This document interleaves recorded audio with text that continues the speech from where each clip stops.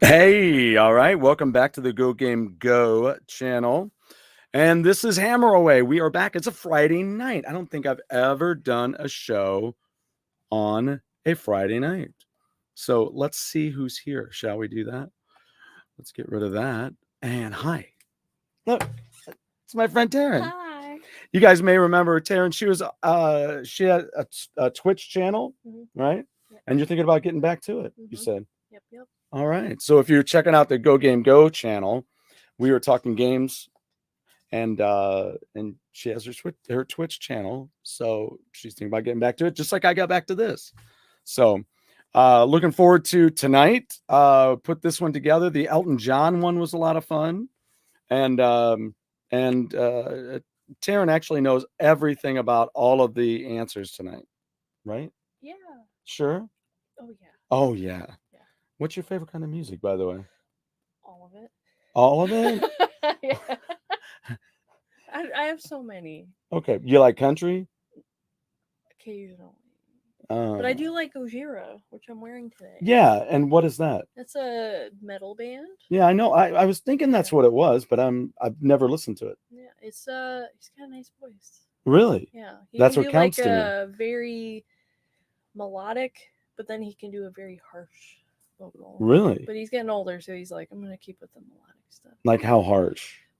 Like I can't understand. Yeah, I don't know what they're saying, but they don't. They have like what a lot of metal bands tend to do, and I mean like the harsher vocals, where it's like you have a whole like album of that, and then you're like, okay, switch gears. Right. So it's like different years have different sounds. Okay. So.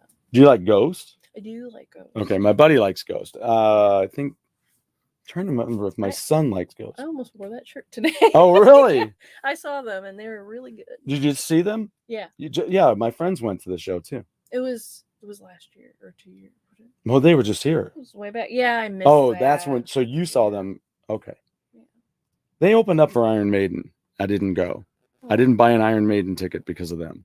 Oh. I mean, hey, you can. It just doesn't speak to me. I mean, the music, I like the music. And then all of a sudden he starts singing and I'm like, this is boring. He's got a pop tone. Right. With your, what would you call it? I mean, it has a churchy overlays because of what he's portraying. But then it's more, it's a weird combination, but I guess that's why people tend to like them. Right. Well, and to me, really what it sounds like is Blue Oyster Cult. Some of the more hard pop Blue Oyster Cult. Yeah. So to me, I'm like, it's already been done. Yeah. So you're basically just taking today's technology or whatever, and you're just emulating Blue Oyster Cult. When you see him in the show, though, he likes to have all the masks. Yes, all the time. Right. And then he changes his persona every album. Yes. Right. Yep. So what's he up to now? They just put out a brand new one. I've started listening to it. It's a little bit more upbeat and less dark, like where he started off. Okay. All right. More dancey-ish? Yeah, I hear you. Okay. I mean, again, chime in, folks. If for who's out there, chime in. Hey, Blake is here tonight. He was dealing with sore throat, but lots of people are complaining about the pollen crap. Yep. I was just telling Taryn about that, where I did some mowing and then I got screwed right after that. So that's me. I don't want to hear me again.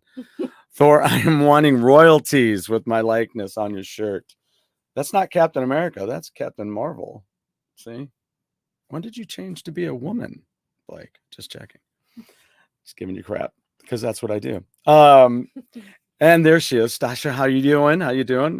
Chatted just a skosh at you. I don't know if I didn't get a chance to check my phone. I was doing some stuff. I did love your message that you sent with Jeff. I did see that. Kurt's here in town. And it chimes in on Go Game Go. Yeah, so we had a lot of fun. So let's get started with tonight's CrossROCKS. It's an interesting story. and I probably really meant to bring this up. I'm gonna check my. It's always that way. Sometimes I'll have a great idea and I'm like, okay, and I'll get that idea ready, and then I'll forget to do the final thing where you where you go, hey, have it ready. How about that? But I found some interview stuff, some things that are gonna be nice to fit in during the show. So look, I got my Thor hammer frisbee up there. And then I picked up some. Oh, do you see these back? Anybody collects comics? I talked about them on the show the other night. That's the Nom, and then right next to it is the issue #1 of the of Micronauts. And Michael Golden was at the show again the other day, and he did the artwork for those. And I'm a huge Michael Golden fan. He's there are artists that speak to you, right? This one does some great artwork. She does some great, and she has some great new. Yeah. Is this her new bat? It's a little fruit bat. Little fruit bat. But yeah, I drew it, and then the tattoo artist. See what I mean? Really good job. See, I don't do that. It's just not my style. Well, and it hurts. Well, no, I don't want to hurt you. Do you really want to hurt me? Did I just use that on my show? Oh my God, I think I'm going to throw up. So yeah. What is this? Yeah. Whoops. Yeah. Being a little blind there. So Taryn and I worked together. She worked at the school, and then she left me. I did. And was it me? I left the whole place. Oh, so it wasn't me. No. Okay. It's not you. It's me. Yeah. So yeah, she took off and she went and did another job. She was working actually. I meant to talk with Taryn a long time ago because she was working for a company who did custom work on game controllers. Yep. So you did. I mean, was that any kind of game controller? Oh, we did. Because didn't you do Switch controllers too? The Joy-Con stuff. Switch controllers and all of it, the dock, everything. Oh wow, really? Because we had to take it apart and give it to the airbrush department. Yeah. The where the artists are. Yeah. But I was in charge eventually of training people how to take apart 360 controllers. I was like the last person that knew how to do it. Wow. We did so basically all the Xbox controllers, even Elites, Elite 2s. What's the key to taking them apart?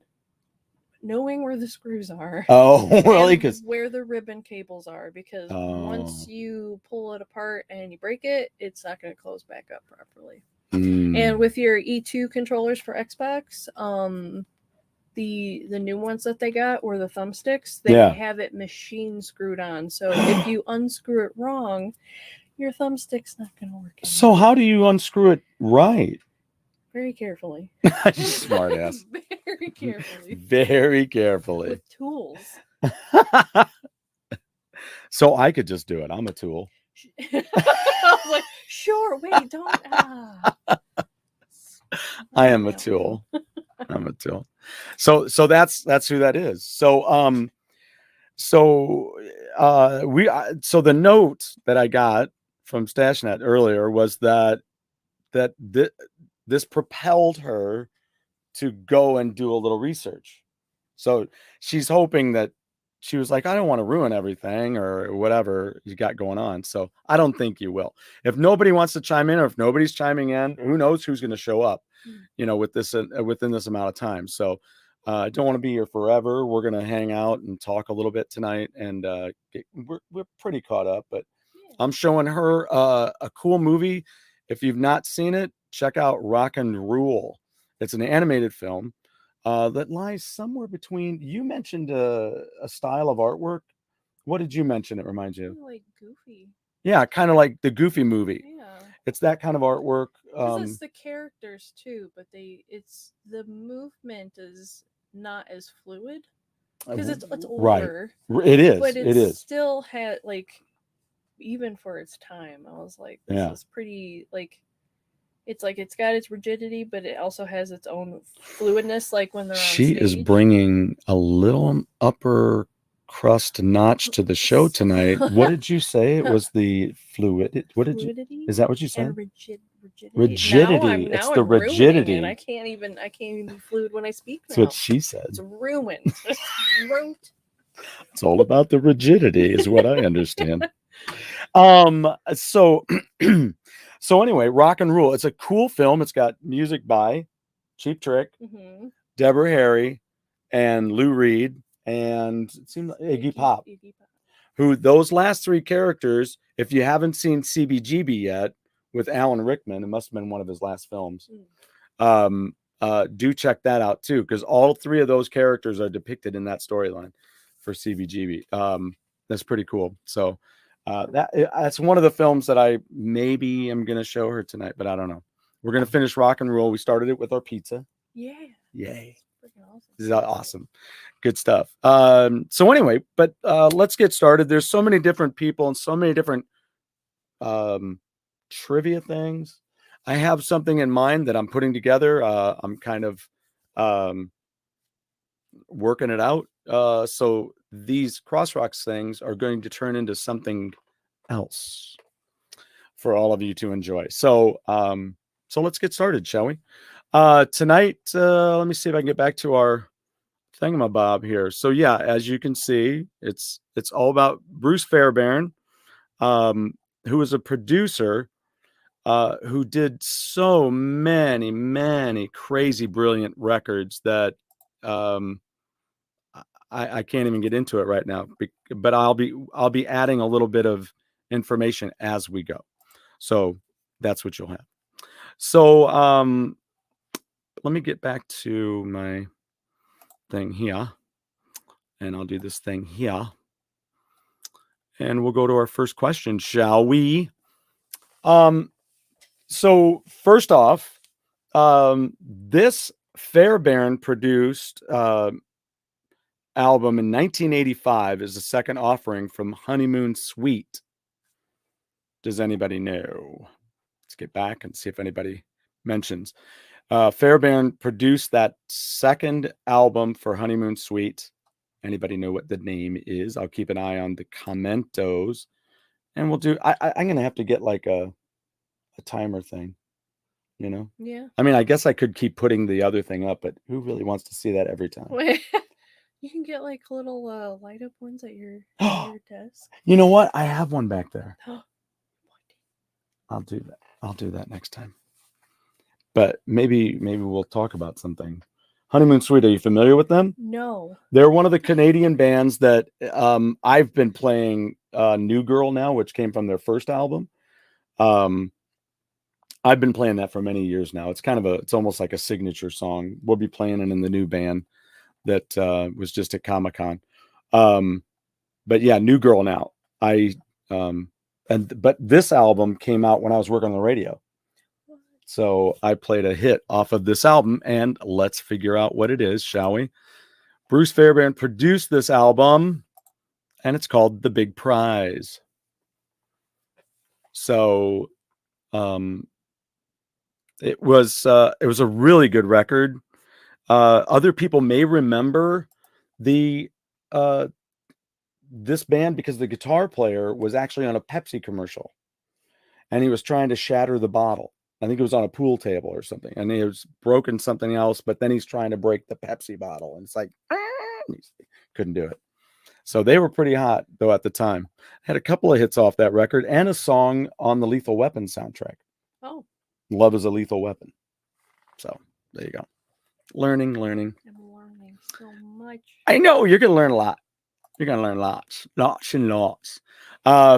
Number 2, Fairbairn was in the process of producing this Yes album when he would be found unconscious, and he was dead. He had died in his Vancouver home, and he was found by singer John Anderson and the Armory, which is the recording studio, manager Cheryl Preston on May 7th.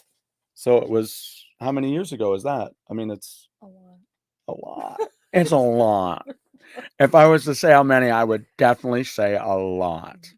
So what Yes album was he producing at that time? And I'm not asking you. I'm just looking at you to fill the space. Hi. I don't know the answer. You wouldn't know the answer. I wouldn't know the answer, really. I mean, I found this out. So yesterday. No, I don't know. That is a guess. That's a bonus question. When did you find out the answer to number 2? Because they did have a compilation. Was it a compilation album? Yes, did, called Yesterdays.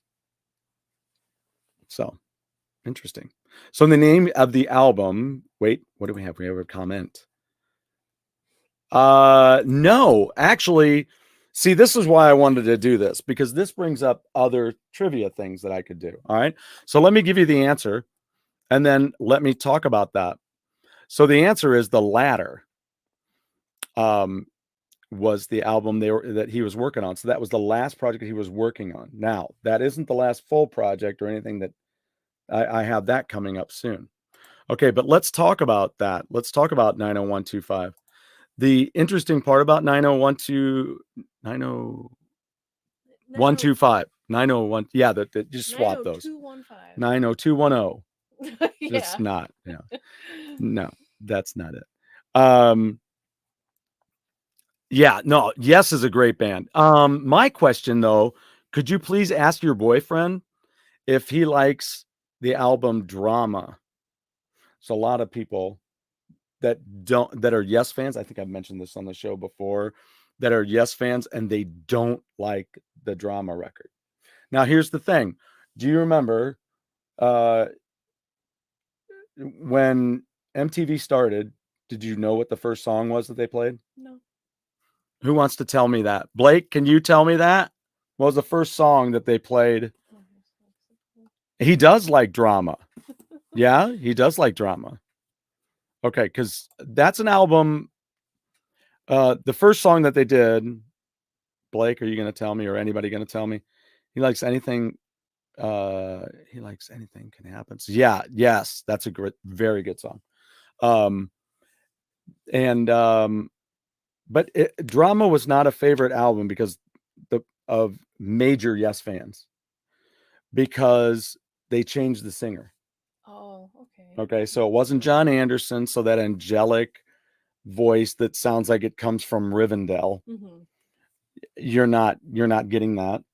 But they changed the singer, who would then go on to produce. So that's how you know it's not 90125, because you have no clue what the first song on MTV was. Okay, well, pay attention because I'll let you know. I'm not ripping on anybody. I'm just saying. Blake often throws me. He's like, he'll tell me something and I'll be like, whoa, I got a major story about something like that with one of our former students. But the reason they don't like it is because they changed the singer. The keyboard player had changed at that time too. And they worked, the first song on MTV was Video Killed the Radio Star. Brian's got it. Why do I? Okay. I should have known that. Right. Which was done by whom? The Buggles. And in the Buggles was Jeffrey Down and Trevor Rabin. And those guys joined Yes. And Trevor Horn, Trevor Rabin would come in later and be on 90125. So there you go. Pete saying the Buggles. So Trevor Horn and whoever I said, Jeffrey Downs on keyboard. So they joined Yes. They did Drama. Not many people liked it. The songs I thought were killer. Tempest Fugit, and Into the Lens, and Machine Messiah is on there. But I got a friend of mine who's a huge Yes fan, and he freaking hates that album. Wasn't born in the. I know that. Ozzy was in that era, but you know all kinds of stuff about Ozzy. So don't put yourself down. You could have looked it up on your phone. You've been like, oh yeah, I totally know that. Seen the video before on my dad's TV.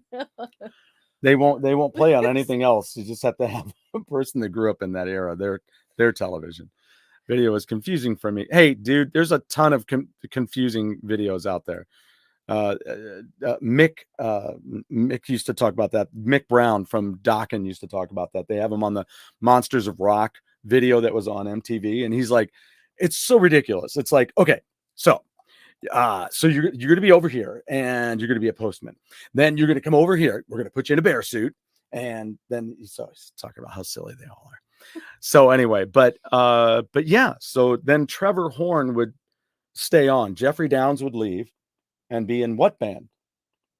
Asia. I was like, I've never heard of the what band. We are the what band. Yeah. No, what? Right. What? Well, thank you. Right. What? And thank you. Yes. So anyway, but Trevor Horn would stay on to produce the next 90125. And why is it called 90125?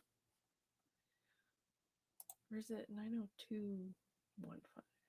90125. Don't do that to me. 90125. Is it? Yes. What was She had it incorrect. She said that.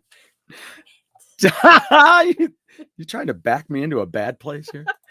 I knew it. I'm going to screw you up in a minute. Yeah, no clue. Okay, all right. So, all right. What was this one? One of my favorite 80s bands was In Excess. Yeah, absolutely. Fairbairn, they're not a part of this trivia line, but he did produce for them. I don't know if I could say I loved every song that they did, but I liked a lot of their stuff. I bought Listen Like Thieves was great. Shabu Shaba was great. That had a couple of my favorite 80s tunes on it. Was it The One? And then the other one is The One Thing. And then what's the other one called? I can't think of it. Both were on Shabu Shaba. But anyway, great band. Thanks for mentioning NXS. I really appreciate that. I even remember when the lead singer Michael passed, mm-hmm. and they replaced him with someone who sounded almost exactly like him. Well, yeah, and there was a guy. I wonder if that's the same guy, because there was another guy that replaced him who then went on to be in Dead Daisies that I love, and was started by St. Louis's own Rich Fortus. Yeah. And some other guy and a bunch of other guys. But then he left NXS because NXS had a whole bunch of stuff they'd written and they weren't recording a new record. And he's like, we got new material. Can we record this? I'm getting tired of just hanging out and singing a dead man's song. Yeah. Which reminds me of Oingo Boingo. So, hey, there's Salvatore. What's up? It's Papa Pete by the grace of Odin. I got to catch up. What's going on here? No, I do remember the much music here in Canada. Imagine a time when MTV and Much Music actually played music. Yeah, I know. Because, like with MTV, it's like I missed, like, you wanted that countdown. You wanted to know what songs they were. Right. And then all of a sudden it was like reality TV shows. And I was like, what happened to my music? It just went to the pooper. No, not the zip code. It's actually its catalog number. If you look on the side of the album, that's the catalog number. So that's what they just called it 90125, because that was the catalog number of the album. And it was on Atco Records, which at the time, Pete Townsend was on Atco Records. AC/DC had been on Atco Records for a while. They were on Atlantic, but then they shifted them over to Atco, that division of Atlantic. So, because Van Halen had already had OUA12. That's not true. That is not true. That OU812 album came out so much later. Silly man. Expanding my knowledge of rock bands. Yes. So usually it tells me about the different hair metal bands he's into. He's making his way through the classic hair metal bands. Could name them all, but I'm going to name a few. There you go. Dokken, White Lion, Wasp. Yeah. So excuse my language, but one of my favorite stories of Wasp deals with St. Louis radio. Okay. Because Drew Johnson, I think it was Drew Johnson. I was driving before I lived here. I was driving in a neighborhood nearby, Mm-hmm. and I already had gotten the record from Debbie Campisi, who worked for Capitol Records. So I'd already listened to it, and he announces that he's going to play I just a song called Motorcycle Man. It's called Motorcycle Man. He goes, I'm going to play this new from Wasp, new album called Headless Children. And I'm like, don't do it. Don't do it. Why? Because every chorus, and this is going on Keishi, and it did go out on Keishi that night. Every chorus is, I'm a mean motherfucking man. I'm like, dude, you're going to be in the Monday meeting. You're the Monday meeting. Through the 80s and 90s, MTV and Much Music were extremely similar. VJs, yeah. Anybody have a favorite VJ? All I know is one night I had bursitis really bad in my shoulder. And I turned on MTV and there was Nina Blackwood, and I was so tired. You know how that is when you get really tired and you're in pain and things bother you, right? Yeah. And I just looked at her hair and I was like, God, just fix your hair. Because like 10 minutes before that, I'm banging my shoulder on the wall to get it to stop. I'm like, this is driving me nuts. Both fantastic. Now they're known for Jersey Shore and crap like that. Yes. Yeah. Terrible. Terrible crap. Well, I'm sorry. It's just the song. I was only quoting the song. So, hated Martha. Oh, really? You didn't like Martha Quinn? Oh yeah. She was actually in a movie, I think, too. Yeah. She was a little pixie. That's what it was like. That was Martha Quinn. She was like this little pixie woman. She was cute. I thought she was cute. So anyway, all right, let's get back to it. So The Ladder, yes, that was the album. Wow, it seems like a million years ago, right? Yeah. Okay, well, let's get back to this. So number 3, Fairbairn produced this 1989 Aerosmith album that would go on to 7 times platinum. What is that? Do you know what 7 times is? Again, a lot.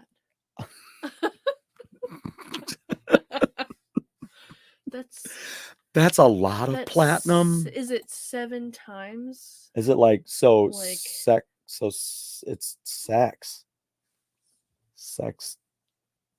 sextuple platinum? Sextuple. No? Is it? I don't know if that's even a word. I'm just making crap up now. Just to fit my own needs. Get the shape instead of the... I'm sure we have an answer on this one. Do we have an answer on this one? Come on. What 1989 album did Fairbairn produce for Aerosmith? The credits have John Kalodner on it. John Kalodner just comes in and talks about the album to the band. Oh. And then he's credited. That's super nice. It's not like counseling by Kalodner. It's just like John Kalodner / John Kalodner. Why? Look up videos of John Kalodner. He's just this. I mean, I think he's, and I'm just saying this. I think he's got that classic Jewish, nasally kind of annoying voice. It's just, I don't know. It's just kind of weird. Yeah. And he's in the video. He's in the making of Pump. So I guess I just gave you the answer right there. It's Pump. So there you go. I hadn't seen the answer. Nobody was answering. So there you go. Wait, you remember the St. Louis country radio station playing The Streak? Yeah, by The Streak. Why can't I say his name? Because it's that kind of day. Oh, yes, they call in The Streak. He was in Branson. I could say it any other day. I can see him. It's because you're I'm doing on this camera, and it camera messes with me. Yep. The camera messes with me. All right. Well, let's move on to number 4. Sextuple. Yeah. Is 6. Oh, septuple. is 7. That's what I was. Okay. Ray Stevens. That's right. Thank you. Oh, yes, they call in the street. Boogadah, boogadah. That's a phrase that came from that song. Boogadah, boogadah. So, oh, that's my ass cat. You guys heard my ass cat. Yeah, well, hang tight because it's coming. It's coming. So, you know how I do this. I don't try to make everything like uber hard. There'll be some easy ones. That one was pretty easy, actually. That one was an easy one. This German band reached gold status with their 1994 Fairbairn produced album, Face the Heat. They had a big old kind of, I don't really want to call it a comeback, but it was a return to a really good record. And that's where Judas Priest and Scorpions, I have a very long show, which is way too long, describing the careers of Judas Priest versus Scorpions, because they're very much the same. Because they started off changing drummers through their first few albums, which were like albums that they built up, and you're like, you could hear some of what they were going to become in those older albums, but each one of them changed drummers a lot. And then they both got a kind of a solid drummer. And then they had a solid drummer for many years. But the weird thing was there was a big change. They both put out these great records. And then right after Taken by Force by Scorpions and Hellbent for Leather for Judas Priest. And then right after that, they both came out 78, I think, right? And right after that, they both put out live albums for those tours. So it was kind of interesting. And then right after that, Judas Priest then hit Dave Holland as their permanent drummer for a long while. And they kept Herman Mervell on the Scorpion side. But then, boom, right at 1990, they both put out these albums that were crap. Point of Entry for Judas Priest, Scorpions put out Savage Amusement, and they just were, I'm sorry, Animal Magnetism, not Savage Amusement. Animal Magnetism, it was boom. How about that? Yeah, I don't need it. And for many years, Judas Priest worked with Tom Allom, and for many years, Scorpions worked with Dieter Dierks. But then all of a sudden in 1990, boom, dropped those producers. Judas Priest has a new drummer, and they're working with Chris Sangarides, who worked with Tigers of Pantang and some other bands. And Scorpions worked with another guy. Oh my God. Some other dude. That's so weird. I can't. Ron Nevison, right? Ron Nevison produced their album. So let's see what we've got. Anybody? That's what I thought. No. I also have no. Here's Nana. That's pretty good. Rich Ford has played for Nana for a while. He toured with her. Really, no other German band comes to mind from back then? German bands. I met them, and I've also met all of their guitar players. Yeah. From Deutschland? Or yeah. Uli John Roth was the last one I needed to meet, and that gives you a clue right there. I think I already gave you all the clues actually when I was talking to you with it. It is Scorpions. Not the Scorpions, just Scorpions. And Eagles is the same way. It's not the Eagles, it's Eagles. That's like the movie The Puppet Master and Puppet Master. Oh. Two completely different movies. But there is one called The Puppet Master? Yep. One of them is the... Yeah, Puppet Master is the one you want to watch. Yeah. The Puppet Master. It's aliens that take over people's bodies. Like a puppet master. They looked like I haven't seen it since I was like a kid, which I should not have seen it as a kid. No. The bejesus. Well, I would hope. They were like going through like air vents and like attacking people, and they were like little stingrays. So they would poke you in your little vertebrae, and then you're totally different. And I was like, I'm like, they don't even notice. What if it happens to me? What if it happens to my parents? You know, my mom wasn't happy at my dad for letting me see that. I don't understand. You know, I've talked to friends before, and oh man, I remember when Logan was in 2nd grade, and one of the other kids in the class goes, I saw Blade. And I just looked at him like, why did you watch Blade? I've got another story, but I won't tell it. Told him to get his laptop and get, oh yeah. Yeah, tell him to get on here. And tell him to like, subscribe. Everybody, like, subscribe. Oh, Peter Schilling. Do you remember Peter Schilling? You ever heard him? No, maybe. He had a hit in 1986. I played it on the radio. Is that right? It was 86. Yeah. It was like a sequel to David Bowie. Okay. It was Major Tom. Yeah. I know that one. It's a great song. I'm feeling great. I need to get some of my Intellivision games on YouTube. I've collected over my 58 years. Yeah. Well, my 80s years plus now. Still collecting. Yeah. I mean, Papa Pete's got all 124 of them, all 124. Because he's awesome. Yeah, there was that's a good guess though, Accept. Oddly enough, Balls to the Wall, if you're an Accept fan, Balls to the Wall, speaking of Judas Priest, that was produced by Tom Allen, who was producing them at the time. My parents let me watch Exorcist in 4th grade. Now I can't watch devil possession movies. They scare me so much. I'm sorry, they scare me so much. Yeah. That's not just so much. I was a wuss. I still haven't even seen Wow, I'm doing great. Was that like Freddy Krueger? I haven't seen any of those movies. Oh, you haven't? No, I tried to do it in high school, and I started to like. Well, and one of them, the first one is very timely right now because it's got Johnny Depp in it. Yeah.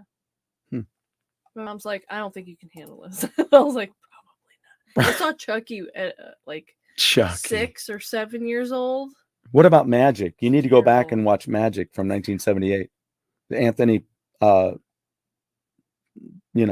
Yeah. What's his name? He's Odin. Anthony. Yeah, they know. They Son of a. We know. Don't you here? All right. Here's the thing that pisses me off. I don't remember right now. Anthony Hopkins. Boom. So, otherwise Pete would have told me what it was because Pete's freaking brilliant. And he's also not on camera, so he just has that luxury of Anthony Hopkins, idiot. Magic was very creepy. Yeah. See, that's one of those. It's one of those, where like Psycho. Psycho wasn't a slasher film. It was psychotic. It was creepy. Yeah. So, but that's the other thing that bothers me is when you can't remember something, all of the wrong names come to mind. Of course. Anthony Quinn. No, it's not Anthony Quinn. Anthony Perkins. No, it's not. John Hopkins. Wait. John Hopkins. That happened today because the Attenborough, who does those films about nature and things. Yeah. But then there's the other Attenborough who was in Jurassic Park. Oh. And played Santa in that shitty remake of Miracle on whatever. Yeah. I can't even finish it. Oh yeah, and I am looking at nope, I won't watch Magic. No, come on. That is a ventriloquist? Yes. Absolutely not. Yes. Nope. That's you have an issue with those. I just when they look like that, yeah. I know. There's that the comedian. I'm fine with him. Yeah, Jeff Dunham. Yeah. Look, see, bloop. Those are fine because they're funny. This is murderous looking. I'm just like, nope. Oh, it's creepy. It's like it's creepy. Twilight Zone episode with the doll. Yeah. I was like, I can handle this, and I was like, I have dolls with the eyes that move. What about Trilogy of Terror? Have you ever seen that? Oh, I might have to show you that. It's three storylines, and Karen Black is in every one. So she plays 4 characters actually in 3 stories. What? Because she plays a character, and then she plays dual. She plays sisters in the second one, and then the third one is the one I always remember. It was a Dan Curtis production, I do believe. Pete, you can help me with that. Is that a Dan Curtis production? I think it was. What did you say? I will attest to that. It's easy to sit back here and correct. Yeah, it's like watching Wheel of Fortune, right? But it's a world of difference when you're in the hot seat. Yeah, it's crazy. It is like a game show. That was me the other night with James Franco movie. I know, right? She was trying to remember the name of a James Franco movie, which was Why Him? You ever heard of that? No. I haven't seen it yet, but yeah, it's interesting. Not a slasher movie at all. Yeah, right. It's psycho. It's heady. Watch Psycho 2. It's 30 years later and great. Unlike Rise of Skywalker. Or what was it? People did not like it Freddy versus Jason or something. Like yeah, that? when they finally came down to that. Yeah, and I was like, what?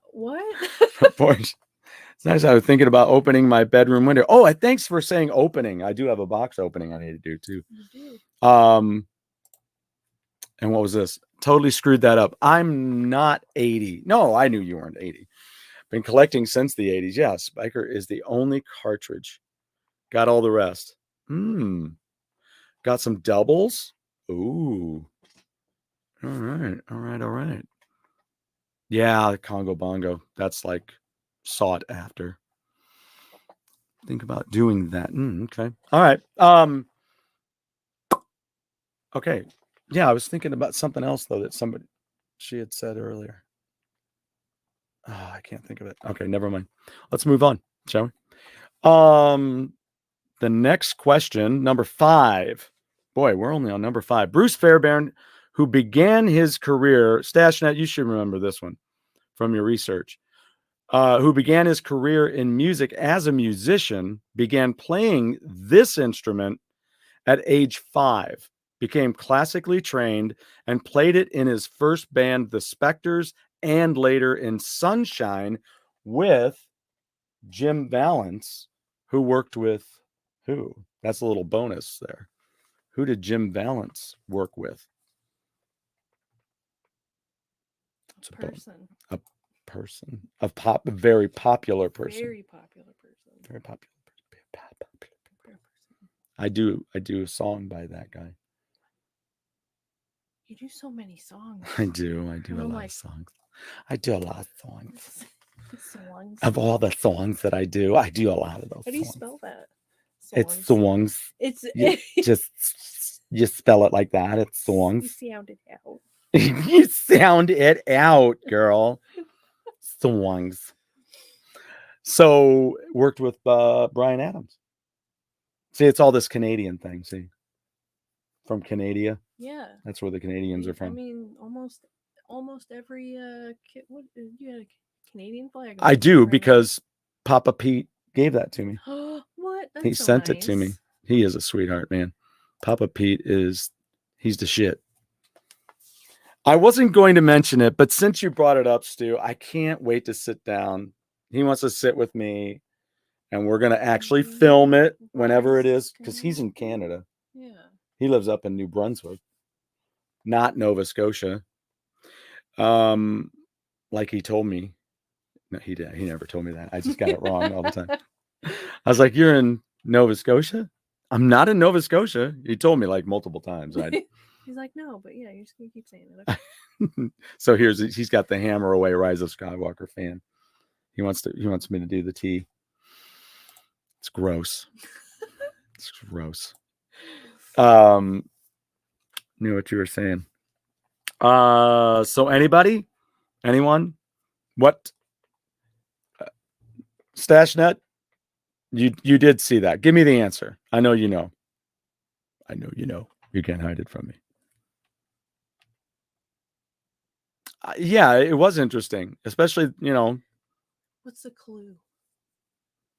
It's a brass instrument. It's a brass instrument. She did it. Yeah. I love you for that. Thank you. Yeah, trumpet. He was actually on the cover of a magazine with his trumpet when he had that big interview. And actually, I was going to talk about that too. But yeah, trumpet player. Started playing when he was 5. Oh, here, let me tell you this real quick. I do want to read this. I sent me this interview with him today. It talks about it real quick.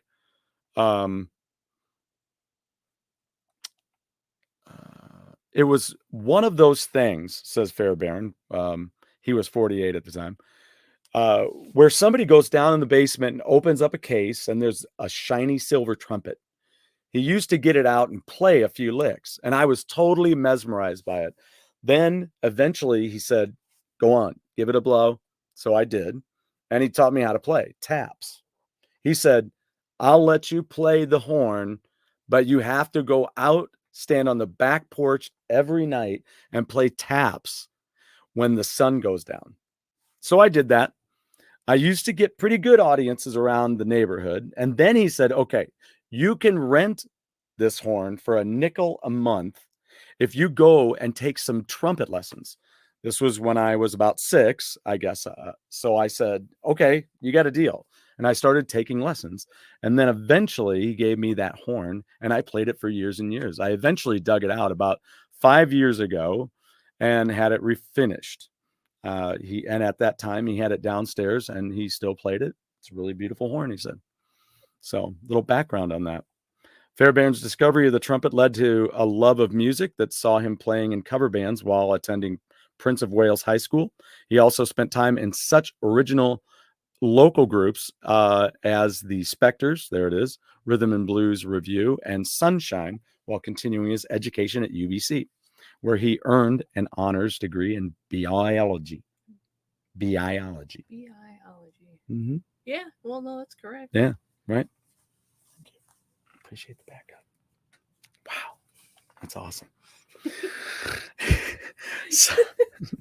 So what's next? We got another one. I love Star Wars too. That's why Rise of Skywalker and that stuff pisses me off.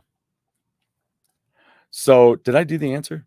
There's the answer. Oh, did you see that? Did you see that? Yeah. Which Pete loves that too. We all love Star Wars and Star Wars in our group. Star Wars and Star Wars. Star Wars and Star Wars. Yeah. Yep. And yeah. And Star Wars. And Trek. And yeah. Do you ever see Trekkies? Yeah. Yeah, I own that. I'm a geek. I do like both, but I got more into the Trekkian instead of because I like the different people, aliens that they meet, and they're. What about that lizard guy that wants to kill Captain Kirk when they're on shore leave? Yeah, but then he doesn't. You act like there was a moment in the show where he goes, I really don't want to hurt you. Yeah. Would you like to come over to my place and have a cup of tea? I mean, honestly, I don't even know how I'm gonna drink it. I don't. It goes all over the place. I don't actually always goes down the front. I appreciate the first one because that's where it started. That's usually why they're the first one. Exactly. But I don't like Captain Kirk. Is he a dick? Yeah. He is a dick. He's kind of weird too. He was kind of 007-ish. Yeah, and I was like, I'm okay with no. Yeah, I get it. but like, I know. I had to start somewhere. Yeah, I know. I let that go. Sometimes I feel poorly about that, where I'm watching some of my favorite stuff, which is James Bond, and I'm like, wow, really? My other movie's gonna be a different gal, Yeah, right. Like, all right. Every single one, I'm like, you don't have to. Wow. Just keep going. Yeah, I know. They got at least they got a little more, I don't know if I want to say respectful. I don't know. They just didn't do so much of what they did then. Yeah. Because I don't like that. I mean, yeah, women are amazing. They're irresistible. and we have stupid thoughts as boys, and for them to play out on the screen sometimes it's a little embarrassing, you know. But that's funny. So people don't like Janeway as much. They're like, that's my least favorite captain. And I'm like, I thought she was cool because she was captain and she was the boss. Did they treat her right? I guess, right? They did. I mean, like, that's in what general for people. Yeah. You know, they're like, oh yeah, we want, you know, more roles. And then I'm like, what about her? And they're like, eh. And I'm like, you can't just pick and choose. I mean, you can. Well, I mean, it's your opinion. The thing that bothers me. Oh, did you know what Woody Allen played? What instrument? I'm gonna guess.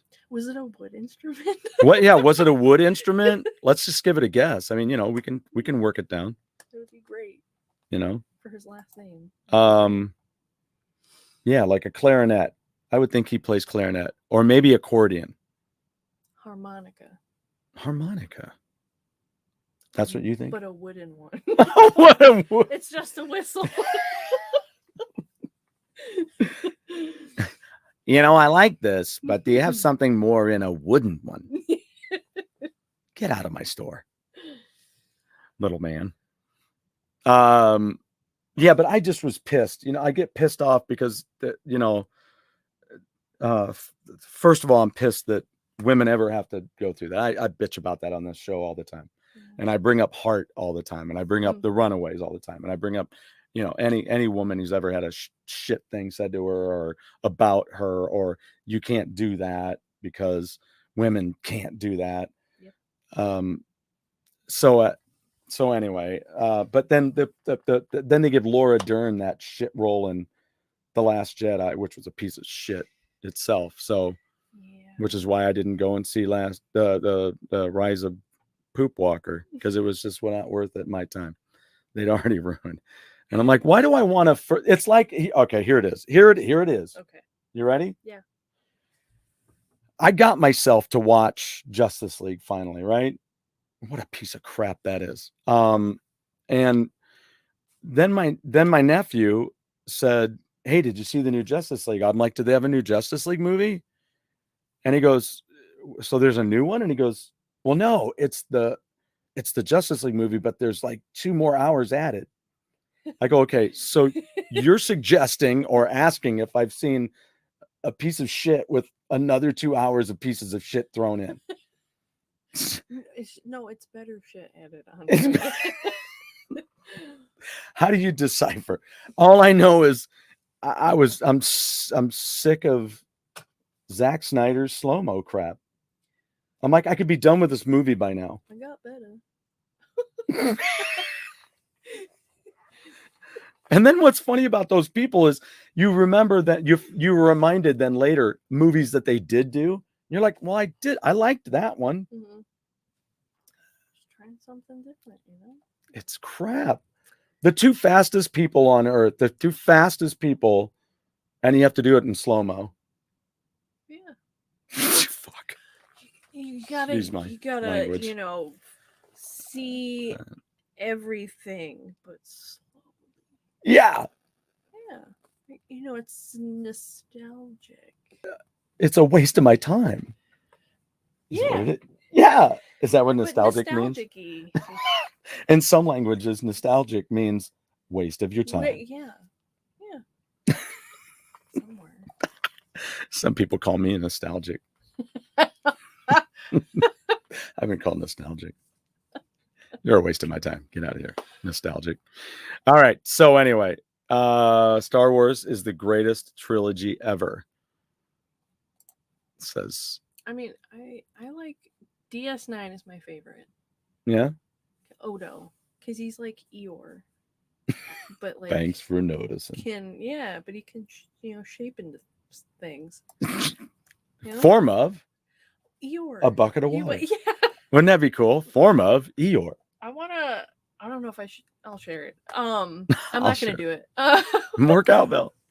I want to make a little like jar, a little clear jar, but like have like, you know, like that gack stuff. Yeah, you know, yeah, the yeah, stretchy yeah, stuff, yeah. But have it like flesh colored, and then put Odo on it. A pet Odo. Yeah, just a little piece of Odo. You know? Oh, I mean, because that's their some whole being is real estate I one, could do with that. You know? Yeah, that's So true. you're just scooping out. You might get 5 people in there. You don't know. How many did you get in yours? I got 6. What? When did they come out with that one? It's new. All right, let's move on to the next one. Trumpet was the answer. Good God, that seemed like forever ago. Number 6. This one's a toughie, so I'm not going to spend a lot of time on this because I don't know enough about this band. But I did know the song. I think one of the songs on this album ended up in a movie. So Fairbairn's last fully produced release was the 1998 release "Torch This Place" by Atomic What? Atomic What? You could almost sing a different song to get the answer. Oh yeah, but that's just one. Well, that's First kind thing of. that came to mind. What's weird is I think if I know what you're talking about, I just watched that. Yeah, I just watched that. That's funny. I had to do. I like that you knew what I meant. I know. Yeah, I know that one. You even did it down here. Yeah. Out of view. You know, you can't... Ding, ding, ding, ding. Yeah, I that's when I stayed up really too late. I put it on. I was doing laundry. I was folding laundry. Yeah. I put it on at 1:20 in the morning. Nope. And watched it to the end. Because I mean, Pete, I think Pete just watched it recently. So Atomic, nobody's guessing. Atomic Fireballs. That's what it is. Let's put it up there, shall we? Number 6. The answer for Fireballs. Woody was... Yeah, we didn't get the answer yet. Oh, I thought they said Cowbell. Was it Cowbell? Clarinet. Did I say clarinet? I think you did. I did. No, you said flute. Yeah, whatever. More cowbell with the clarinet. Every clarinet needs a cowbell. Steve, I'm playing clarinet. Need you to cowbell it. Get your cowbell, bring it over here. I like Papa Pete's. I just watched. I don't even know. I don't know. What the heck is Atomic Fireballs? It's a band. It's like a rockabilly blues band. It's really cool. It's good stuff. I was trying to say the song. Yeah. Goodness gracious. These great balls of fire. Yeah. Yeah, I just watched Top Gun. Pete, did you just watch Top Gun? Were you the one that just saw? Because the new Top Gun's coming out. So. Which is why he wasn't going to be in a different movie he was supposed to be in, because he's making that his main course. Oh, really? Yeah. Interesting. What? How did that go? I don't know. How'd that go? I don't know. I can't. Mean one, Mr. Grinch. No. What is going on here? All of a sudden, it's like gone. It was really weird. Okay, so our next question. Let's move on. We got to get through this, or I'll be here all Fargan night, and I can't do that. You mean all Fairbairn night? Oh, that's damn. My job here is done. Fairbairn produced. I almost didn't want to put this in because I didn't want to, but the world is the world, and I can't blame the people of Russia for what that person is doing, right? So, and in fact, I wonder if these guys are doing anything about that. I wonder if they're. So Fairbairn produced this Russian band's 1989 self-titled album. Anybody? Blake, you should be able to tell me what this one is. What Russian band? Hey, Bob's here. Wow, this is Bob. Hi, Bob. Bob turned me on. I've said it a million times. Bob's heard it a million times. He turned me on to so many cool bands. So I've got a bunch of autographed Angel stuff up there, which I'd never would have had if it wasn't for him.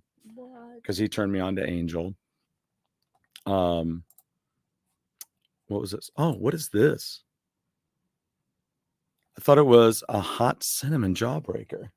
Atomic Fireballs. It is. Yeah. In fact, I did a challenge with my nephew one day when he was much younger. And I said, let's see who can keep it in their mouth, and he's like, blah, and you spit it out. I'm like, you little wuss. That's way better than putting 5 warheads in your mouth. Oh, warheads. Don't do it.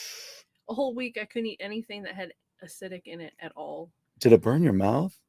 Yes. Oh, like my taste buds wow. were screwed. I was like, I'll eat it like an apple, and I was like, why does it hurt? Oh, because you dissolved your mouth. It was so bad. I've seen the original many times because Chrissy loves it. I really don't care for Tom Cruise, says Pete. What is our link here, Bob? Should I hit it? I mean, I don't know what it is. So check that out. Just save all the letters. Save it all for later. You okay on the storm? Just yes. We did. I have two panels of my fence fell down because it's an old fence that's falling apart. You can't answer that off the top of your head. We'll stand on your head and try it. Then you'd be the top of your feet. Yeah. So I'll give you the answer to that one. It is Gorky Park. And then Gorky Park came out, and then they had, there's going to be another question on this. And they had the Moscow Metal show. So Gorky Park? Yeah, so it's a place. It's a park in. But the name, Gorky. Gorky. Yeah, it's odd sounding. It's dorky. Gorky dorky. That's so rude. That's so rude. I'm so rude. Is that somebody's last name? Gorky? No, it's a place in. Well, yeah, but like, how did it get its name? Like, the park didn't name itself Gorky. So it's just who.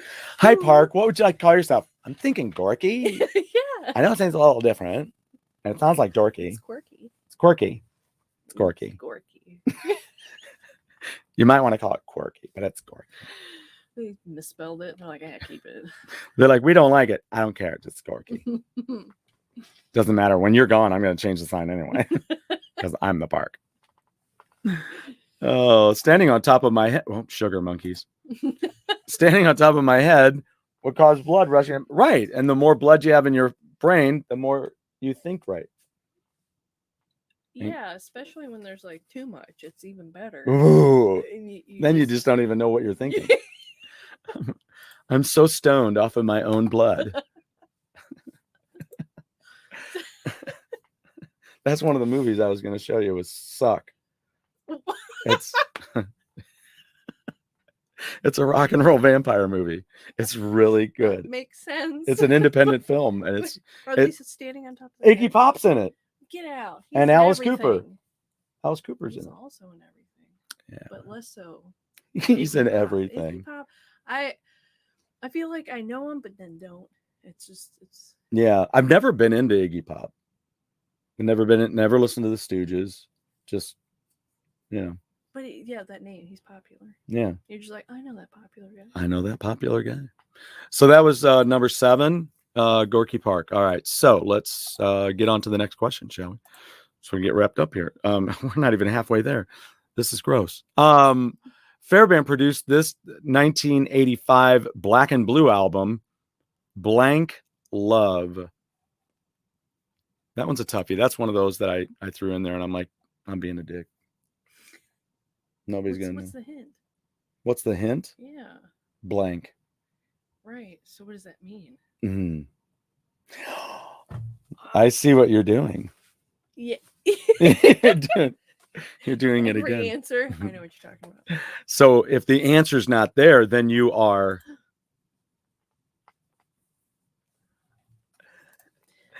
Yes, Alice Cooper in a vampire movie. Alice Cooper. I won't say it. I won't say it. I can't say it. Haven't listened to Black and Blue yet. It does make sense though for him. Well, Being a vampire. it does. It would seem so. He plays the part well, like It would seem so. It's without love. Without love. I wanted to give you. I thought it was blank. I want. You thought wrong. I thought it was blank love. Blank love. Blank. Do you love me? I don't know. I'm blank about it. Just blank. I'm so blank about this. So blank. All right. So we got number 9. This band would have 4 albums produced by Fairbairn during the time frame of 77 to 79. And he would also produce their 1980 album, Young and Restless. I'll give you a hint. They had a song called Julia, which was one of their big songs. Probably one of the big songs. Reminds me of a very popular shirt that people Why do I like to keep wear. hitting that? Oh, yeah, it is. Very good. Yeah. Think refracted light. Yeah. And Refracted light. Wait, And rainbow. rainbows. There's actually 2 bands with this name. Oh. Yeah, there's another one that does instrumental. They've had 2 instrumental records. I need to find out if they've done any more. They had an album. Their first one was called Mode Odd. Mm.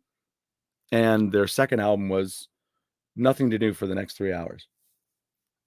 I need that one. You might like it. It's a little, they're totally different. One is very much a rock instrumental album, and the other one is completely like techno. That's my jam. Yeah, so you probably really like it.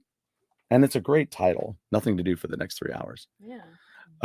But the other band that had the song Julia is Prism. So that was the first band he worked with out of Canada. Prism. So let's go to the next one, shall we?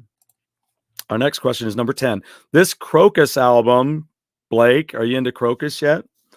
Produced by Fairbairn, was released in 1984 and went gold. I may have... No, I did...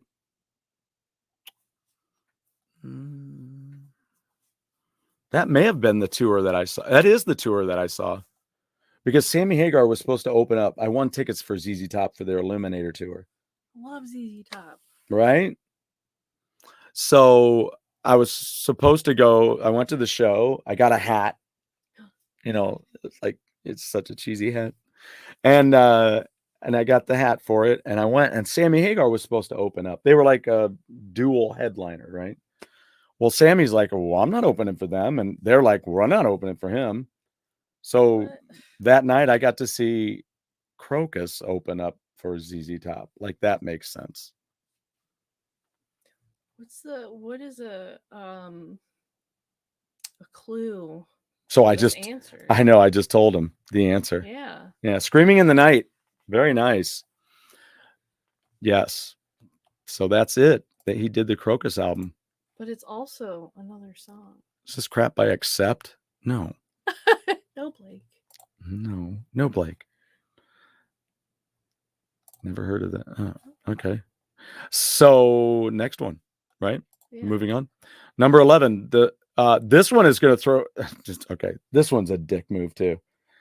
So Strange Advance is another band. Check them out on YouTube. You know, I do these not to be mean, but to say, hey, I didn't know about this band either. And here's a release by them. It's kind of like when I found out about Libra. And I couldn't wait to tell everybody about Libra when I was talking about artists. So I'll do one of these cross rocks about artists. But this Strange Advance is a band you might want to check out. It's kind of it's got that 80s techno feel, you know. So Strange Advance were produced by Fairbairn for this 82 release. And I will pretty much tell you what it is, unless somebody knows what it is. I mean, you know, somebody out there may know about Strange Advance. I've done Screaming in the Night many times in my bands over the years. Guy can sing it. And I'm like, I always tell everybody, I said, we're going to play this song, but don't go crawling up on the bar.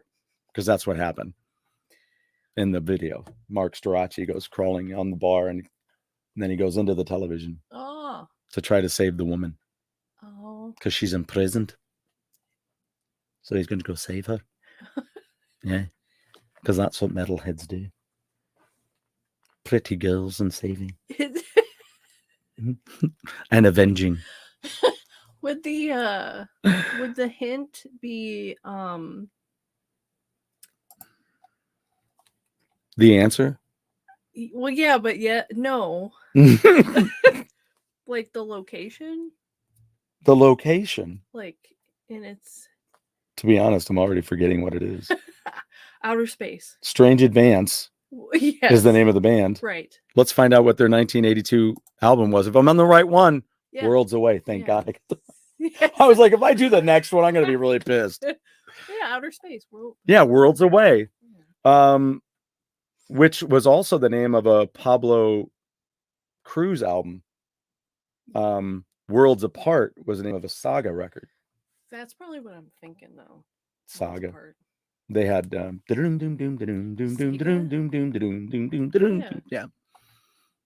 that's a great song. Just like that. I know, right? If only I could do that. I'll just do that live. Yeah. I'll just like do the bass and then go doom doom doom doom doom doom. But you're like your air bass. Yeah, then I'd have to do the guitar though. That's tough. That's not easy.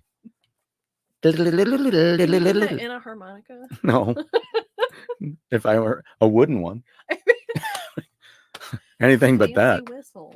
All right, here's a real interesting one. After many years in Todd Rundgren's Utopia, appearing on Meatloaf and Jim Steinman albums, with Rundgren at the helm of those, oddly enough, and various other projects, including Sean Cassidy. Mm-hmm. He was on the Wasp album by Sean Cassidy. Bassist Kasim Sultan recorded this 1982 Fairbairn produced solo album. Where's the answer? Must have disappeared. All the way over to the... No, it's gone. It's gone. It's not even in there. I don't even know. You will never know. I don't even know where it went. Can you extend the borders? What she said. just saying. So yeah. So what was the name of his solo album that he produced? Make up any answer. See, there's a hidden message too. Oh. In tonight's answers. So I'm getting crickets out here because I'm making this too hard. What did you go and do that for? I don't know. I'm a jerk. Is it this one? Is it this one? We're on a... It's Kasim. Simply titled Kasim. There you go. What the heck? Yep. There's a hidden message. Do you see the hidden message yet? Nobody sees it. I feel like Steve Zahn on that thing you do, where he shows him the cards real quick. You ever seen that? Yeah. God, I love that movie. Steve Zahn is so funny. I want to know what he's doing right now. Like right now. So Fairbairn, here you go. Kurt, this is going to be easy for you. Fairbairn was crucial to so many blockbuster albums in the 1980s, including the 1987 comeback smash Permanent Vacation by this band. The follow-up to their 1985, I forgot this, Ted Templeman produced release, Done with Mirrors. I forgot Ted Templeman did that record. Ted Templeman had produced the Doobie Brothers by then and Van Halen.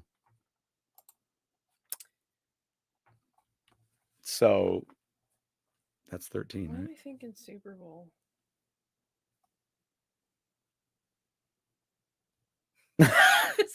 With Britney Spears. No, but with the answer. Kurt should be answering this one. Kurt already talked about this earlier. Oh. But everybody's done listening, I guess. No. And chiming in. I had too many hard ones in there. Yeah, they're like, my brain hurts. Thanks. Yeah. Oh, Strange Advance. What the hell are you doing right now?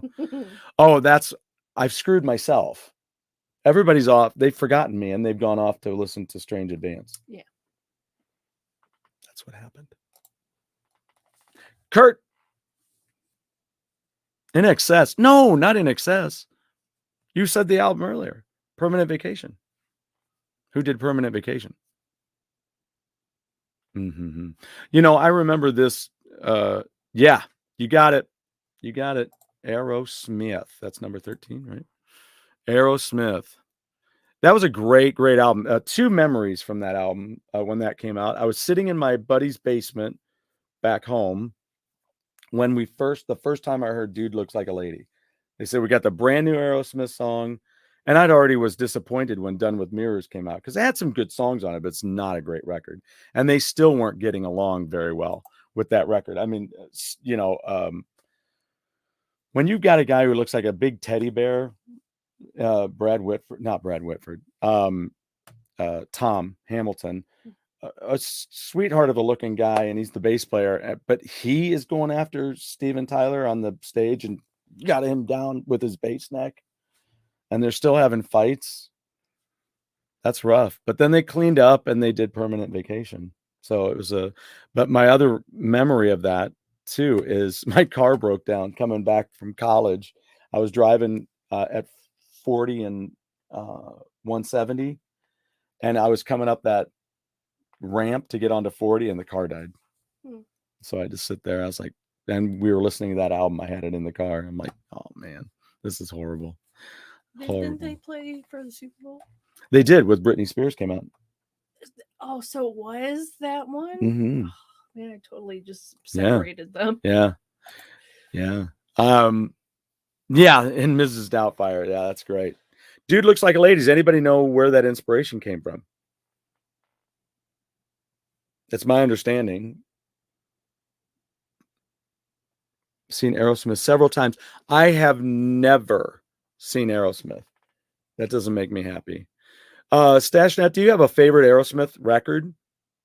I'm wondering if you're going to tell me a newer one or a classic one. By now though, those are a classic. Yeah. Right? Classic rock is the 80s now. Mm-hmm. That's so sad. Yeah, that's mine. Well, just barely mine. I feel so old. I know. Why am I creaking all of a sudden? What was this? Wait. I've seen Aerosmith several times. What was this? Oh, yeah. That sucked. Yeah, but yeah, Vince Neil. Yes, it was.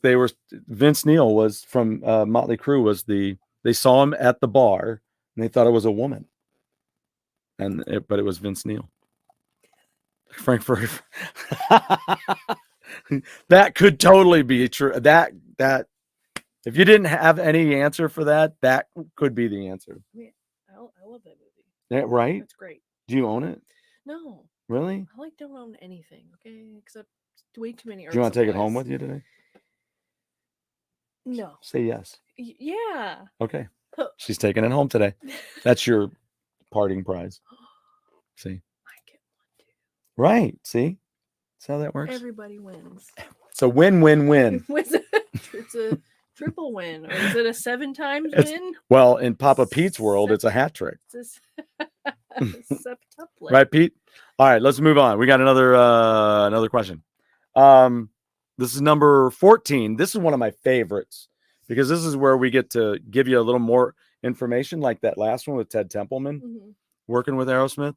Fairbairn would be recruited to produce Blue Oyster Cult's 1983 release titled The Blank by Night, which featured Aldo Nova on the first single, Take Me Away. He co-wrote that, did the keyboard sequencing, and did a guitar solo in it. That's oh man, what a great Blue Oyster Cult tune. But the album was called The Blank by Night. Anybody know? She shoots, she scores. I love that. Anyone. I'm going to put it up in just a moment. Did I say that was 14? Yes. Number 14. No guesses? The Revolution by Night. Is it the or just Revolution? Well, no, it is the, because I would get confused. I'm like, is it A Revolution by Night or The Revolution by Night? Take Me Away, which was about UFO. Oh. Yep. That's about being taken and probed by a UFO.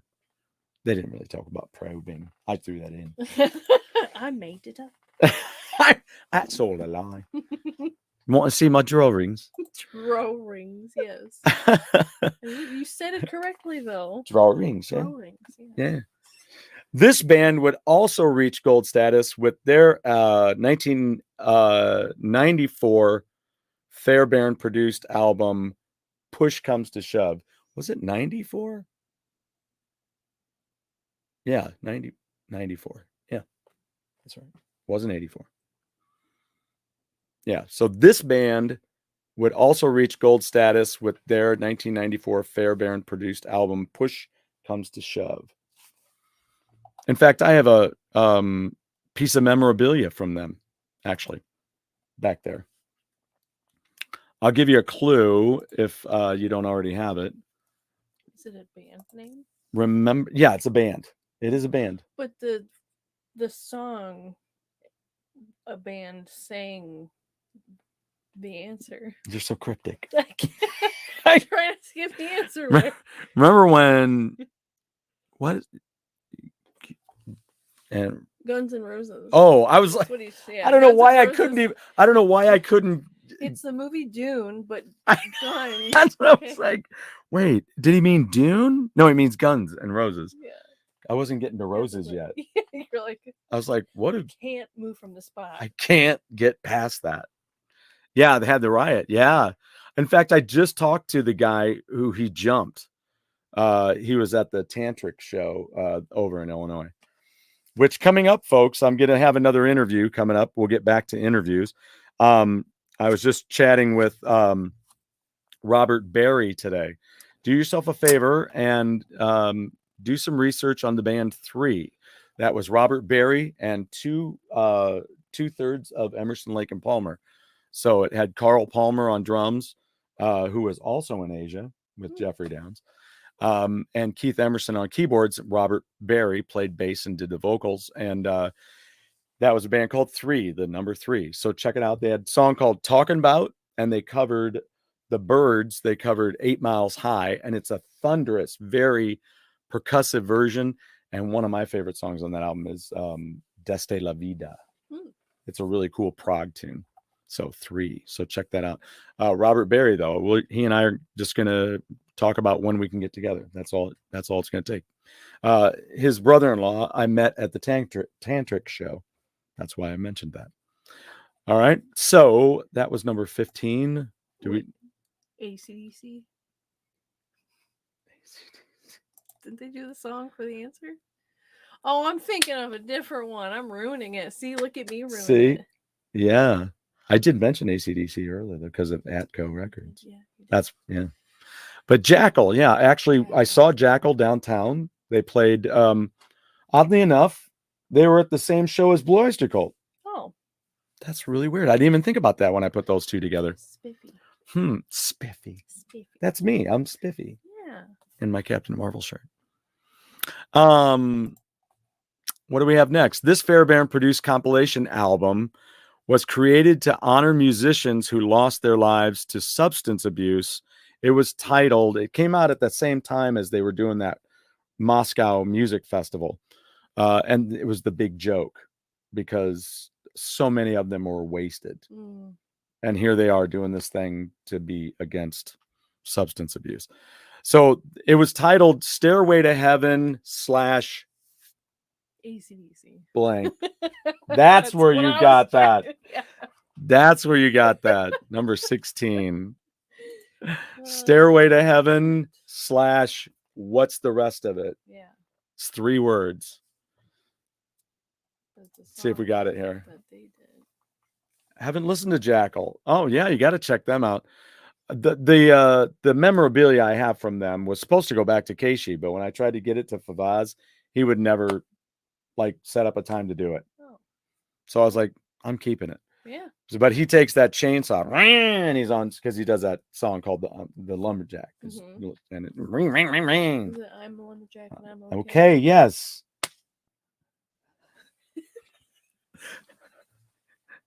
He wears a bra. He fixes wallflowers. Highway to Hell, Blake. Thank you. Yeah. Nice. That's it. Yeah, so many of these guys were wasted when they did that thing. Scorpions were at that. Gorky Park, Cinderella. What's the other one that I'm trying to think of that was there? Bon Jovi was there. Ozzy was there. I think I even have that DVD, I do believe. I need to watch that. Monty Python. I was just talking about Monty Python at school today, too. I don't know why. Why I don't remember. Spam. One of the students mentioned that the new paint that they put on some of the walls looks like canned meat. And he goes, Spam? I go, oh, I know Spam. It's part of one of my favorite Monty Python skits. Spam, spam, spam, spam, spam. At least it's not Life of Brian. Went to Jackal and they played rap at a Point Fest. Yeah. What? How you doing, Doug? I wasn't there for that, but I remember that, and I was like, well, why didn't I go? Are you kidding me? Like, I'm not you don't want it to be there, Right. If I want to hear rap, that's fine. But right. Like, yeah, I was like, wait, this doesn't make sense to me. So it was crap. Yeah. It's like I told my friend, I'm like, if there's one thing that Hamilton showed me, it's that I don't dislike rap. I just don't, because I'm a rhythm guy, right? So it makes sense. I'm a rhythm guy. It's just when it gets nasty and all that stuff, and I see some, I'm not going to get into it. Well, that's why I like Linkin Park, because they had that incorporated with the rock. Yeah, and then they jazzed it up with a little. Even Rush had a little bit. Even Rush had a little bit of a rap in one of their songs. Roll the Bones, right? They had that little thing in the middle. Things that make you say. Okay, yeah. So that was 16, right? Highway to Hell, right? I did that one already. All right, let's go to the next one because we're almost done, and then we got to wrap this thing up. Fairbairn would work with many fellow Canadians, like Loverboy, producing this 1981 release.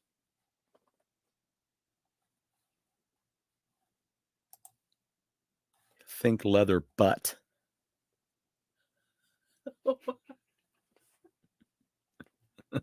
The funny thing about this is there's a little story, and I'll look it up real quick while you guys tell me what the answer is.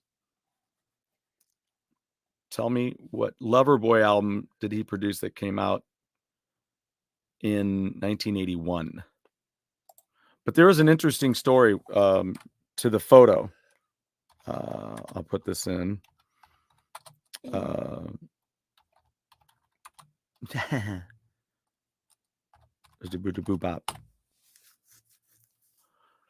Because it's actually part of the story is sad. I think I've covered this on the show before. Oh, who sang that? Oh, it's gonna drive me nuts. I was thinking of a plant. What I like about you, a boot, a boot. Something about 4-leaf clover. You are just look at you. You're like a trivia unicorn that just comes through and I don't know the answer. Tips so that horn down a little bit. Let me help you with just the word association. Just throwing things out. So here, I'll give you the answer. 18? Was it 18? No, it's not 18. It's 17. Get Lucky is the album. It was their second album. It's 1981. And the story behind this is kind of sad.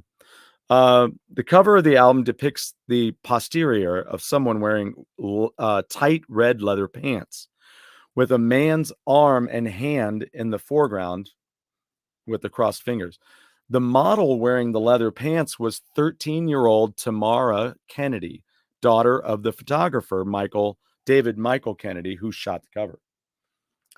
The photo credit on the album stated "Bottom" by TK, which was sometimes interpreted as the publishing shorthand for the term "to come." The use of red leather pants originated from Reno, selecting a few items from a leather shop owned by the husband of the band's manager's publicist. Wow. Doesn't that remind you of Ferris Bueller? My brother's girlfriend's sister's cousin thing. It's God. Who knows that stuff? I was thinking about what a person already brought up of Britney Spears because of the oh my God. But unfortunately, that girl died not long after. What? In a car, I think in a car accident. So that's sad. Yeah. Yeah.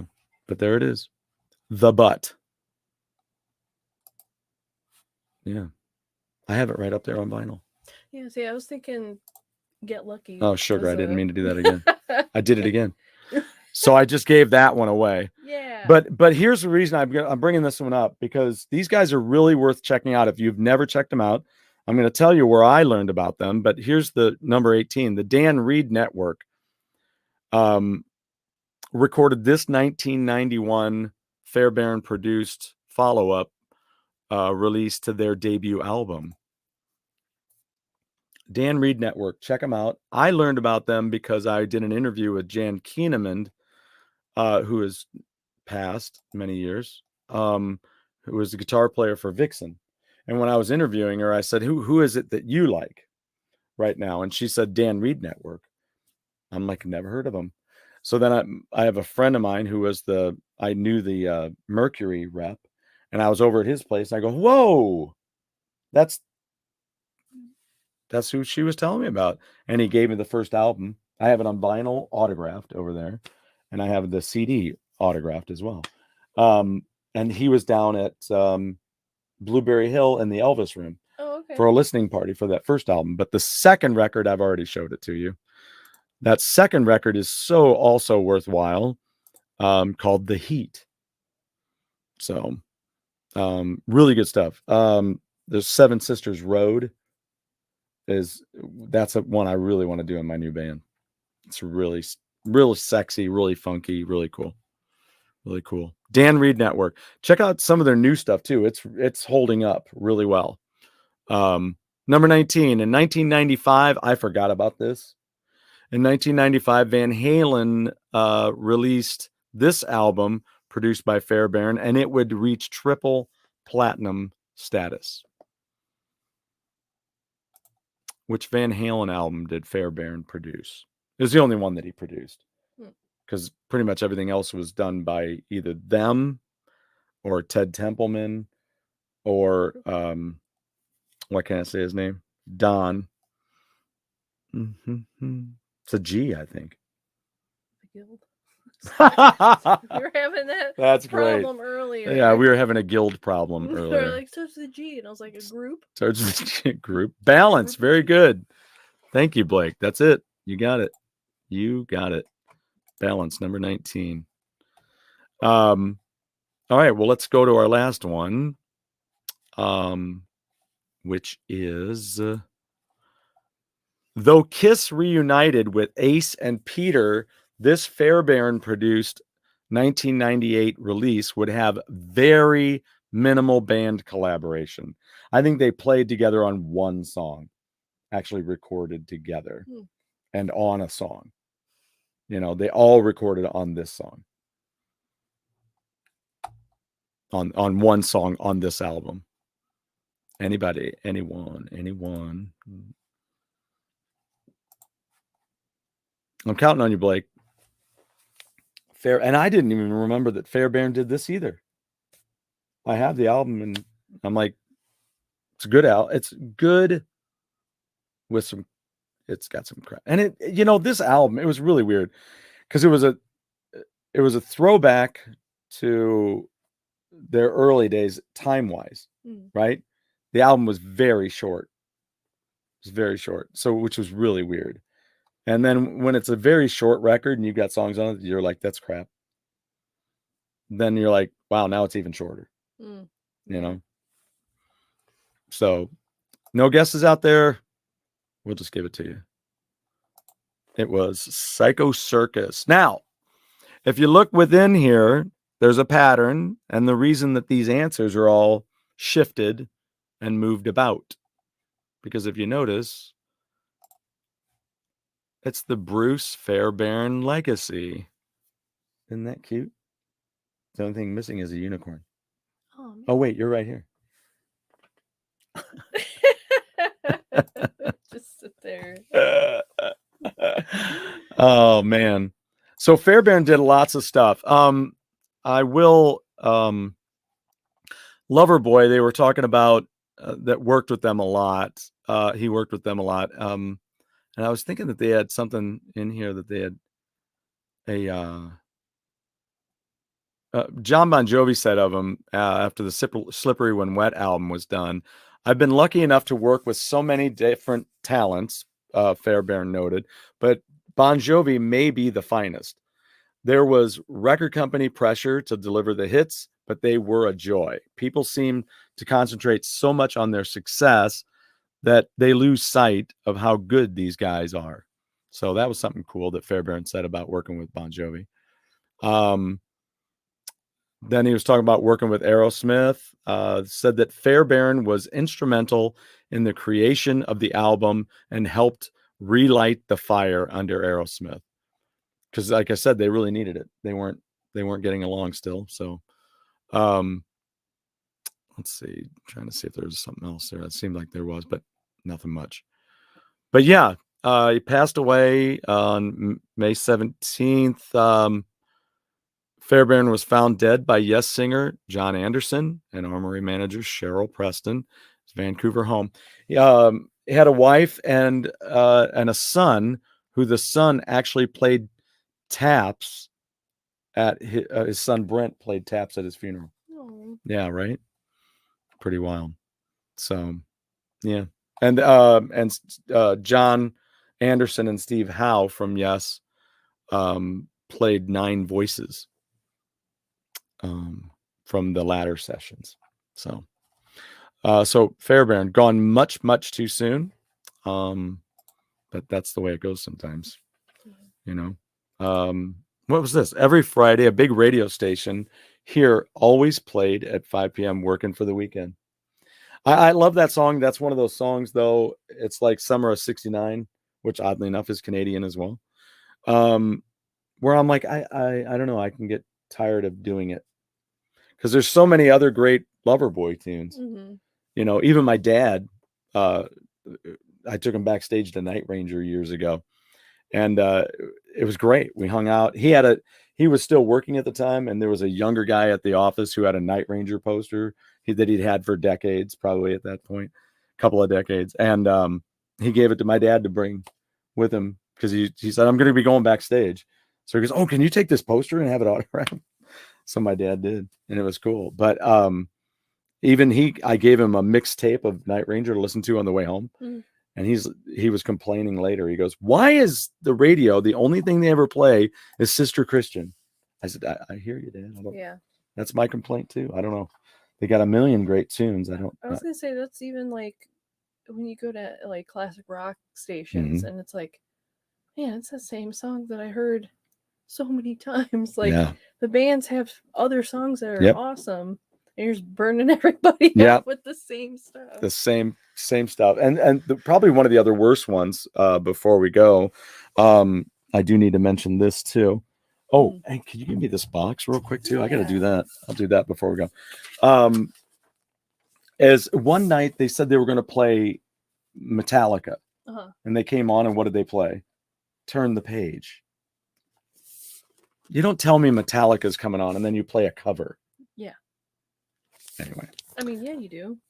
Evidently you do. Yeah. And you play songs with bad, nasty, inappropriate lyrics too. What do I know?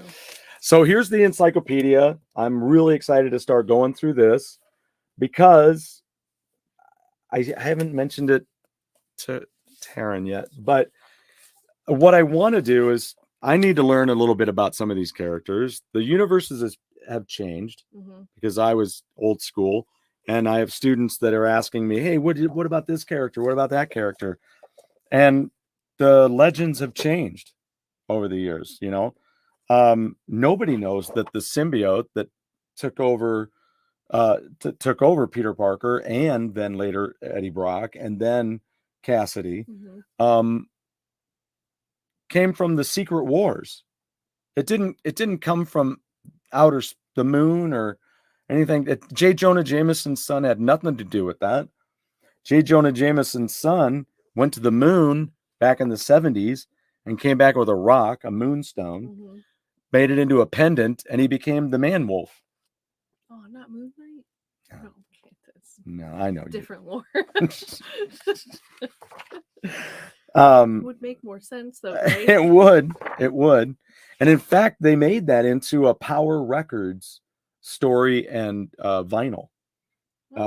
They have that storyline done that way, where it was dramatized audibly. So, but we're being sold characters that aren't what they are.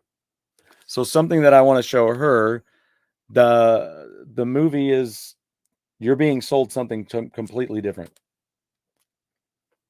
And so then you walk around thinking that you know this character, and people like me are like, not the character.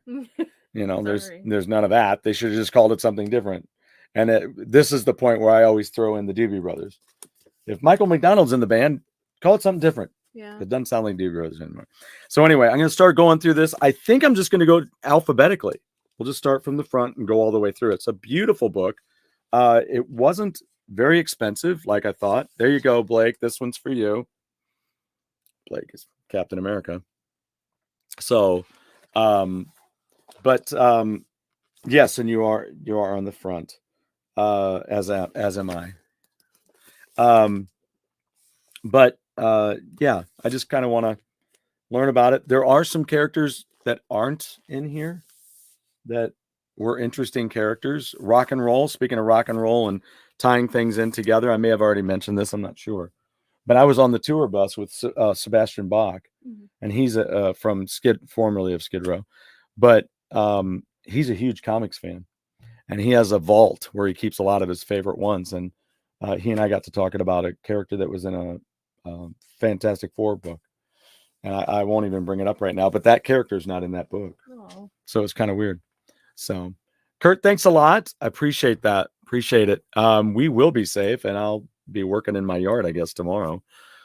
Still holding my grudge against Spider-Man over the shield taking in Civil War. Yeah, you know, that's what happens. What was this? Oh, yeah. Okay, good.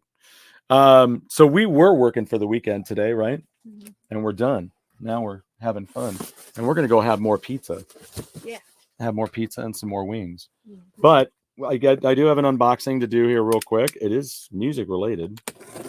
And I thought I needed to get another one of these because I get tired of taking the only one I've got to the gig, and then, you know, I got to set it up to use it during practice. But then I also used something that also made by this same company. I hope I can do this. Did I do it right? I need Papa Pete here. Papa Pete is like badass with cutting tape with his blade. Come on. Speaking of blade, Blake, have you watched those yet? I expect your weekend should be full of Blade. I gave him the trilogy, the Blade trilogy. Yeah, I know. What is the deal with that? Like it should just come. They're tearing a ball. Oh, they're tearing a ball. All right, second time we got to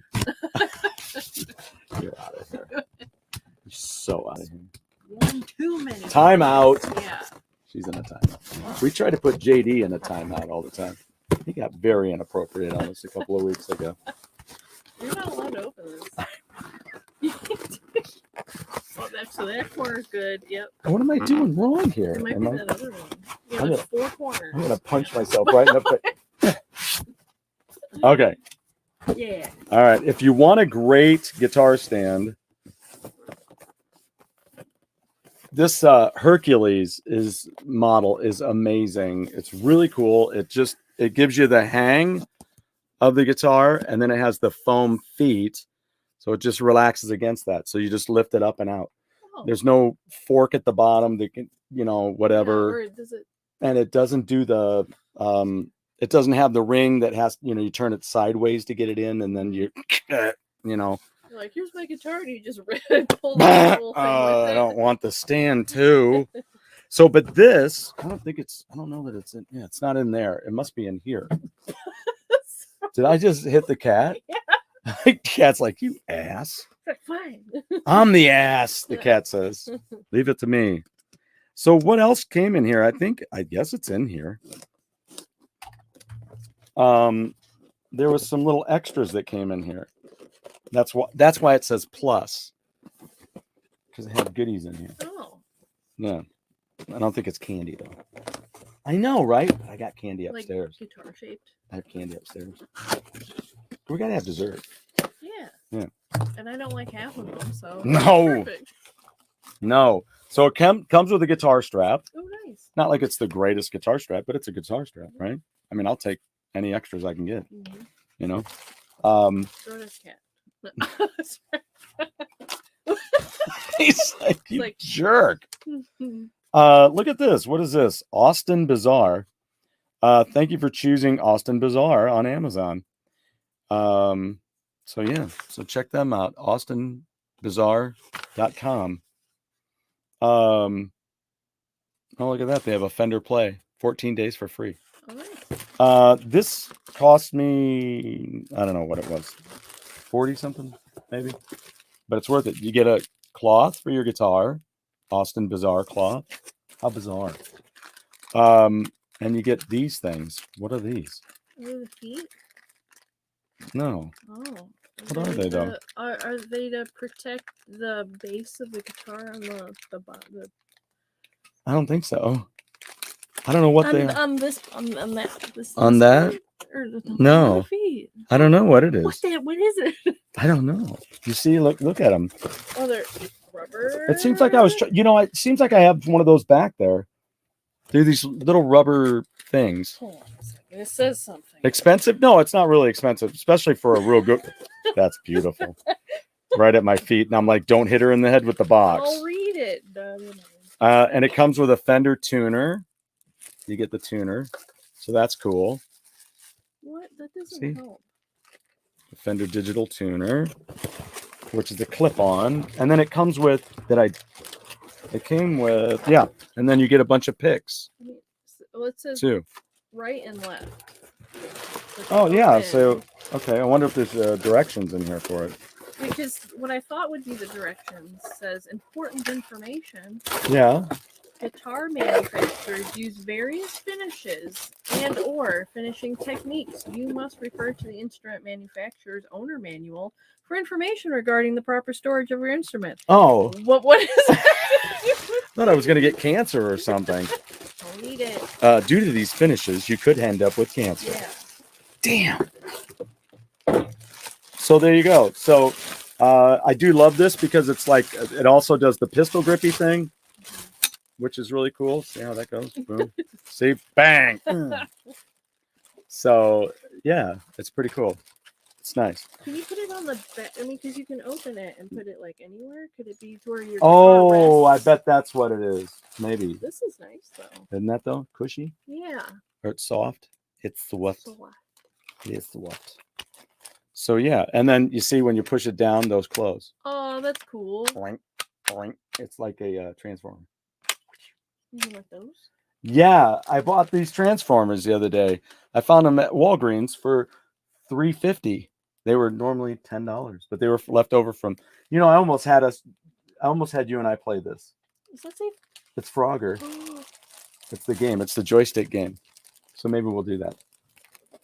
Maybe we'll do that. I'm gonna get hit by cars or drown, whichever one we play. Why don't you drown a car? See, it's a pistol grip, and then it's really nice. I love them.